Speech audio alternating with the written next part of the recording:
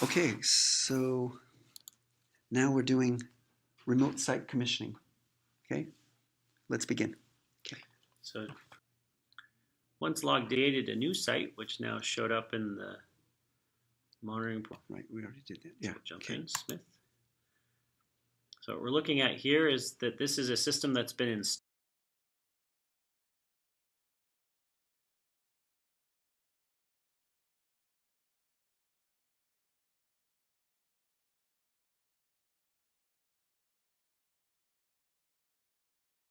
Layout view.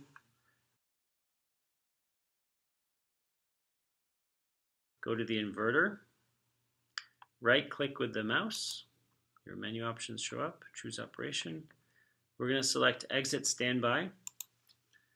And it asks you, it gives you a little alert notice. And effectively what we're doing is we're sending a remote command to enable the inverter. What are we waiting to complete? Right now it's exit standby. So it says Success. We've been successful, and we can acknowledge that. So we'll acknowledge that.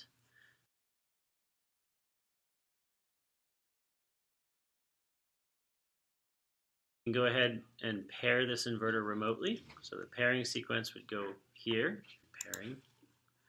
So what we're going to do is pair the inverter. So this is a remote pairing. Typically pairing would be completed on site at the complete remotely pairing the inverter. And you want to make sure when you're in a solar window or solar through its pairing sequence. So normally between the inverter and the optimizer.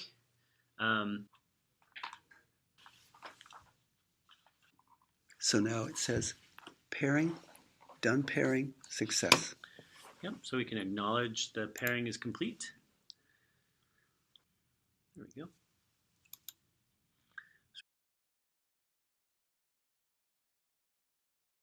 And now we see what would show is all 14 showing here. I'll scroll up and down just to show. And what we can do is come back over here and do show tree.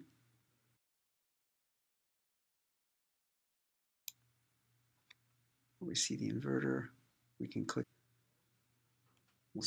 and we can also see all of the, can I expand that? No. And all of them here, right? That's pretty much what we wanted to show for the pairing, right? Yep. Okay. Okay, picking up again for remote site commissioning, we're doing... Go to the admin tab. We have the option for the physical layout editor. And in here we have a few options on creating the physical map. There's either the site mapper file, which would come from your smartphone or PDF field device that would have been used to map the serial number of the optimizers during installation. There's a system physical layout template, which is a PDF document where you peel and stick the stickers on and you upload the image of that map to the portal, and then that actually gets submitted for completion remotely and automatically. There's the option to upload a DXF, essentially AutoCAD file, and that would create the physical map of your array. And lastly, this is the most common way to create a physical map, is to actually go to the editor. And just scrolling down the screen,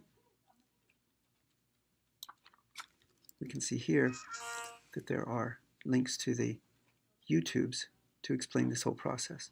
If we were to click on it, it shows the creation of the physical layout editor. Physical layout editor. In this tutorial, you will... Okay. Physical map is to actually go to the editor, and we create...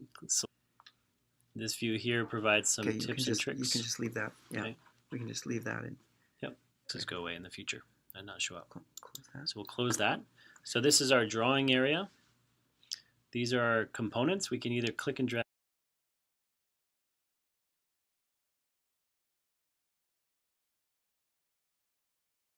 In this case, we have one.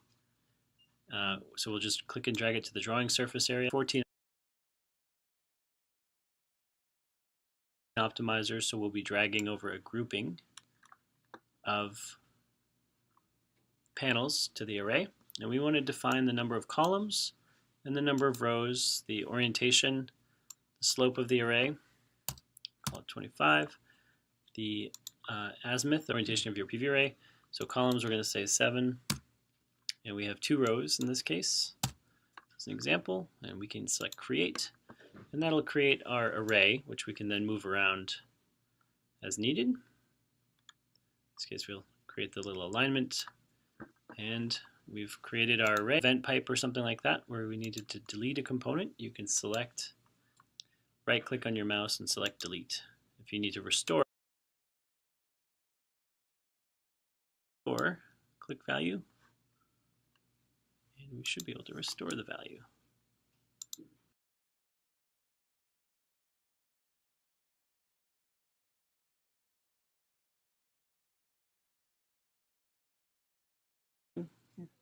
We can assign the serial number right to the inverter. So we see that it's already taken, so that's great. And then here we have a drop down that shows all the components. In this case, is a list of serial numbers of optimizers.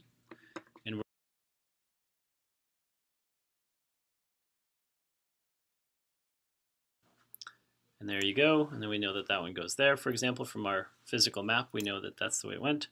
So we just go through and we search until we can assign each of the optimizers to the array. They're not going away. Or are they going away? They're going away, yep. So they, as you assign them, they should disappear. So it gets faster and easier to write with your smartphone as you're laying down panels and scanning. You can essentially scan them. So once we've defined our inverter location and roughly our array, we are then asked to, so we're going to make sure we designate which string we're working on. So here's string 1, and then we'll go to our array, and by pressing, in this case, control, group select, we can select all of the components to the string. Once we've selected the ones we want within the string, we select string it, and they become a unique color which designates. In this case, we're going to make 1, so we go back to what you did. Okay. So we'll reverse ourselves. So clear it out. So we're going to do control. So if we made a mistake and we wanted to reassign these ones to a separate string, for example, string 2, we could say string it. So there it would show those lower ones. Yeah, it's going to be hard to edit it together. I meant to. And so those are the different variants. And now we're select publish. Okay, then we go down here. Cut that. The layout published successfully. Physical layout editor will now be closed. Say OK. Close that. Confirm. And now we can go to our layout view. Here we go.